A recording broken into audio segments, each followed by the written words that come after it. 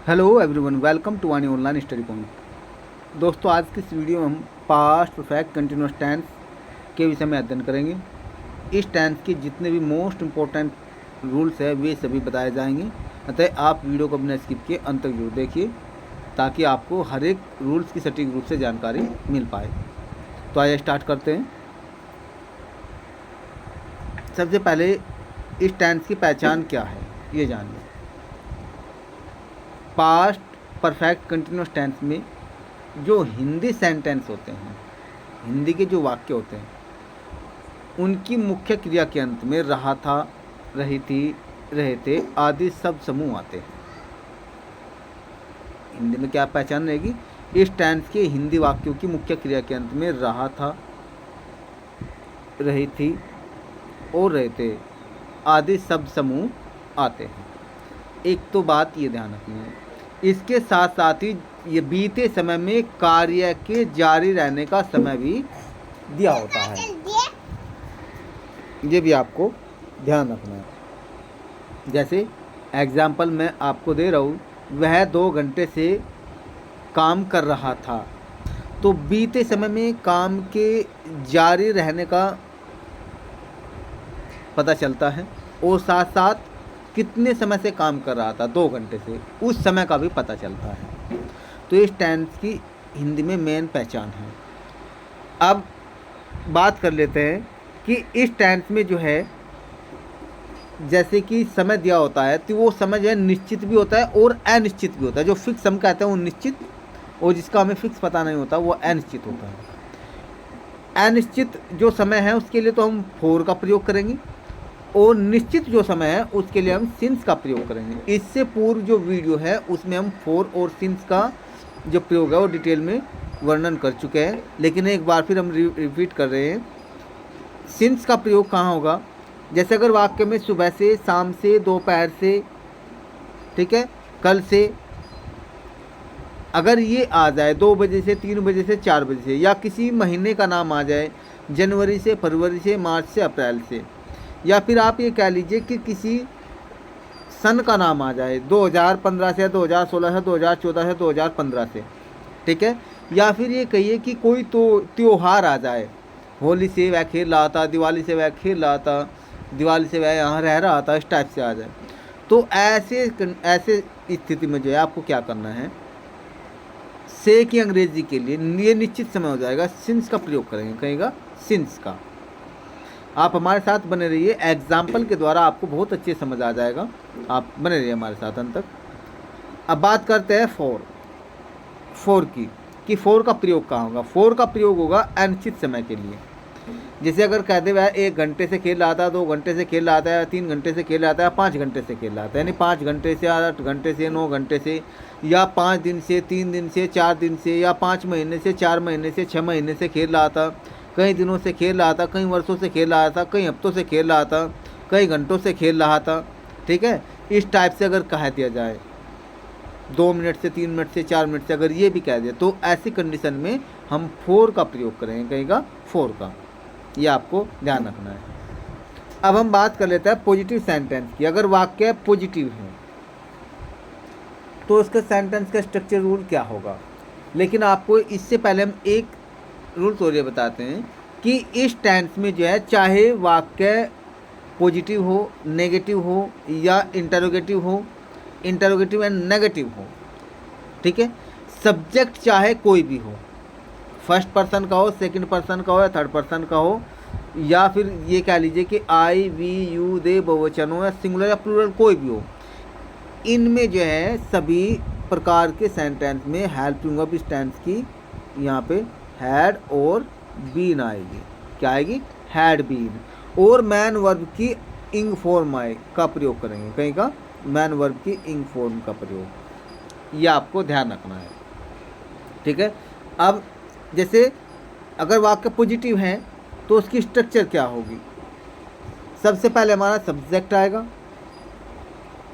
Subject के बाद में हैड आएगी, फिर ये बीन। हैड बीन जो है एक ही है, ये अलग अलग नहीं है, प्लस नहीं आता यहाँ पे, हैड बीन। क्योंकि इस टेंस में जो है हैड और बीन दोनों एक साथ जॉइंट है, ये हेल्पिंग वर्ब का ही काम करेंगे। लेकिन हमने ये आपकी सुविधा के लिए यहाँ प्लस के माध्यम से ये समझाया कि एक क्रम क्या होगा वाक्य का, सेंटेंस यानी अंग्रेजी अनुवाद करने का नियम। तो सबसे पहले सब्जेक्ट होगा, सब्जेक्ट के बाद हैड और बीन आएगा, फिर मैन वर्ब की फर्स्ट फॉर्म में आईएनजी, ऑब्जेक्ट, अगर कॉम्प्लीमेंट भी दिया हो तो सब्जेक्ट के बाद में कॉम्प्लीमेंट आएगा, ये भी आपको नोट रखना है। फिर इसके बाद कॉम्प्लीमेंट के बाद में क्या आएगा, सिंस या फॉर, इसके बाद टाइम आएगा। तो ये जो है पॉजिटिव सेंटेंस का रूल रहेगा। अब इसका एग्जांपल देख लेते हैं। यहाँ दिया हुआ है ये वाक्य, हम 3 बजे से आपका इंतज़ार कर रहे थे। तो यहाँ पे हम की अंग्रेजी क्या हो जाएगी, वी। इस टेंस की हेल्पिंग वर्ब क्या आ जाएगी, यहाँ वी के बाद में हैड बीन। फिर इंतज़ार कर रहे हैं, इंतज़ार करने की इंग फॉर्म आ जाएगी वेटिंग। फिर आपका यानी आपके लिए, तो क्या आएगा, फॉर यू। अब 3 बजे से, तो 3 बजे से या 4 बजे से या 5 बजे से, इसके लिए सिंस का प्रयोग करेंगे, से के लिए सिंस 3 o'clock और बाद में फुल स्टॉप, ऐसे वाक्य का अनुवाद करेंगे। नेक्स्ट है, मैं 4 घंटे से कार चला रहा था। मैं 4 घंटे से कार चला रहा था। मैं की अंग्रेजी क्या हो जाएगी, आई। फिर हेल्पिंग वर्ब क्या आ जाएगी, हैड बीन। फिर चला रहा, ड्राइव माने चलाना, पर ड्राइविंग हो जाएगा, कार। 4 आवर्स ये हो जाएगा। अगर ये कहा कि मैं कार चलाता रहा था, तब भी हमें ये पास्ट परफेक्ट कंटीन्यूअस टेंस में ही बनाना है, लेकिन उनमें सिंस या फॉर नहीं आएगा। अगर ऐसी कंडीशन में मैं कार चलाता रहा था या मैं खेलता रहा था, क्या कहेंगे, आई हैड बीन प्लेइंग, ये हो गया।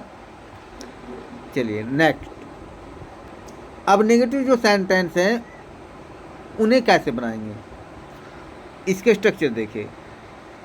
नेगेटिव सेंटेंस में सबसे पहले सब्जेक्ट के बाद में हैड के बाद में नोट आएगा, फिर नोट, इसके बाद में बीन, फिर मैन वर्ब की इंग फॉर्म, ऑब्जेक्ट, कॉम्प्लीमेंट अगर दिया तो ऑब्जेक्ट के बाद में कॉम्प्लीमेंट, और सबसे बाद में फिर क्या होगा, सिंस या फॉर, और उसके बाद में टाइम। जैसे यहाँ दिया हुआ है, ये इंग्लिश में एग्जाम्पल दिया हुआ है यहाँ पे, Surya had not been cooking food since 2 o'clock। यहाँ पे इसका हिंदी अनुवाद मैं बता रहा हूँ आपको, सूर्य 2 बजे से खाना नहीं पका रहा था। ठीक है, सूर्य 2 बजे से खाना नहीं पका रहा था। तो यहाँ पे सूर्य सब्जेक्ट हो गया, इसके बाद में हैड आ जाएगा, फिर नॉट, फिर बीन, फिर पकाने की इंग फॉर्म कुकिंग, फिर फूड, फिर सिंस 2 o'clock, ये आ गया। नेक्स्ट है, Ruma had not been talking with Simran for 30 minute. इसका अर्थ हुआ रूमा 30 मिनट से सिमरन से बात नहीं कर रही थी। तो यहाँ पे रूमा सब्जेक्ट हो गया, फिर हैड आ गया, उसके बाद नॉट, फिर बीन, फिर टॉकिंग बात कर रही, विद सिमरन, सिमरन से या सिमरन के साथ, फॉर 30 मिनट 30 मिनट से। तो ये इस प्रकार से आप जो है सेंटेंस का ट्रांसलेशन करेंगे आपको। आइए अब इंटरोगेटिव सेंटेंसेस देख लेते हैं। इंटरोगेटिव सेंटेंसेस, अब इसमें जो है सबसे पहले तो टैग टाइप के होते हैं। टैग टाइप इन्हें यस और नो टाइप भी कहते हैं। ये क्या से शुरू होने वाले होते हैं। ऐसी कंडीशन में जब वाक्य हों तो हम कैसे बनाएंगे, क्या के लिए हम स्टार्टिंग में वोट का प्रयोग नहीं करेंगे, बल्कि इस टेंस में जो हैड है हेल्पिंग वर्ब के रूप में, हैड स्टार्टिंग में लिखेंगे। हैड के बाद में सब्जेक्ट, और सब्जेक्ट के बाद में फिर बीन लिखेंगे, फिर मैन वर्ब की इंग फॉर्म, फिर ऑब्जेक्ट, अगर कॉम्प्लीमेंट भी दिया तो ऑब्जेक्ट के बाद में लिखेंगे, उसके बाद में सिंस या फॉर प्लस टाइम, और बाद में क्वेश्चन मार्क। ये आपका जो है वाक्य का संरचना नियम होगा। एग्जाम्पल देख लीजिए इसका, क्या वे 6 बजे से काम कर रहे थे। तो यहाँ जो है क्या और थे, इनके लिए स्टार्टिंग में क्या हो जाएगा, हैड, फिर वे की अंग्रेजी क्या आ जाएगी, दे, फिर बीन, काम कर रहे वर्किंग, फिर 6 बजे से सिंस 6 o'clock, निश्चित समय तो सिंस 6 o'clock और बाद में क्वेश्चन मार्क, ये इसका अनुवाद हो जाएगा। नेक्स्ट है, क्या यह लड़का इस कमरे में दिवाली से रह रहा था। स्टार्टिंग में क्या आ जाएगा, हैड, फिर यह लड़के की अंग्रेजी क्या आ जाएगी, दिस बॉय, फिर बीन, फिर रह रहा था की अंग्रेजी लिविंग, इस कमरे में, इन दिस रूम, दिवाली से, सिंस दिवाली। इस प्रकार से ट्रांसलेट करेंगे। अगर नेगेटिव भी है टैग टाइप का तो आपको ध्यान रखना सब्जेक्ट के बाद में नोट लगाना है। अगर ये होता क्या यह लड़का इस कमरे में दिवाली से नहीं रह रहा था, तो अब ऐसी कंडीशन में क्या करेंगे, यहाँ बॉय के बाद में जो है आपको नोट लगाना, बॉय के बाद में, अगर नेगेटिव सेंटेंस भी है। ठीक है, ये आपको ध्यान रखना है। जैसे ये एग्जाम्पल है, क्या आप 2 दिन से उन्हें नहीं पढ़ा रहे थे। सबसे पहले क्या आ जाएगा, हैड, फिर आपकी अंग्रेजी यू, फिर नहीं की अंग्रेजी नॉट, फिर बीन, फिर पढ़ा रहे की टीचिंग, फिर उन्हें की अंग्रेजी दैम, फिर फॉर 2 days और बाद में क्वेश्चन मार्क, ये हो जाएगा। 2 दिन अनिश्चित समय है ना, इसलिए फॉर 2 days का है। अब बात कर लिया WH टाइप की। इंटरोगेटिव जो सेंटेंसेस है WH टाइप में, इसमें यानी वाक्य के बीच में प्रश्नवाचक शब्द कब, क्यों, कहाँ, कैसे, कौन सा, कौन सी, कौन से, कितना, कितनी, कितने आदि। इंग्लिश में what, why, where, which, whom, who आदि। तो ये सब जो है अगर वाक्य में हो तब उसका स्ट्रक्चर कैसे होगी। सबसे पहले क्या होगा, सबसे पहले क्वेश्चन वर्ड आएगा जो भी सेंटेंस में दिया होगा, उसके बाद में हेड आएगा, फिर सब्जेक्ट, अगर नोट है तो सब्जेक्ट के बाद में नोट लगाना है, फिर इसके बाद में बीन, मैन वर्ब की फर्स्ट फॉर्म में ING प्लस ऑब्जेक्ट, फिर कॉम्प्लीमेंट प्लस फॉर या सिंस प्लस टाइम और बाद में क्वेश्चन मार्क। तो ये सेंटेंस के स्ट्रक्चर रहेगी। अब इसके एग्जांपल देख लेते हैं। ये यहाँ पे कहा है, वे 10 घंटे से मंदिर में क्यों नहीं जा रहे थे। सबसे पहले क्यों की अंग्रेजी लगाएंगे, क्या आएगा, वाई, फिर हैड आएगा, फिर इसके बाद में वे की अंग्रेजी दे, फिर नहीं की अंग्रेजी नॉट, फिर बीन, फिर जा रहे की इंग फॉर्म गोइंग, फिर टू द टेम्पल मंदिर में, फॉर 10 आवर्स 10 घंटे से, निश्चित समय इसलिए 4 आ गया। तो ऐसे जो है ट्रांसलेट करेंगे। नेक्स्ट है, तुम 2 मिनट से क्या खा रहे थे। सबसे पहले क्या की अंग्रेजी क्या आ जाएगी, व्हाट, फिर हैड, फिर यू, बीन, खा रहे की ईटिंग, फॉर 2 मिनट्स। इस प्रकार से आप जो है इस टेंस के जितने भी सेंटेंस होंगे उनका अंग्रेजी में अनुवाद कर सकते हैं। यदि आपको फिर भी कोई प्रॉब्लम हो और आप चाहते हैं कि इस टेंस से संबंधित हम और भी ज़्यादा सेंटेंस लेकर आए और आपको अच्छे से समझाए, तो आप हमें कमेंट बॉक्स में ज़रूर बताइए। हम और ज़्यादा सेंटेंस लेकर आएंगे, उस पर भी वीडियो बनाएंगे। आपकी सफलता ही हमारा एकमात्र उद्देश्य है, आपको सिखाना ही हमारा एकमात्र उद्देश्य है। फिर मिलते हैं नई वीडियो में।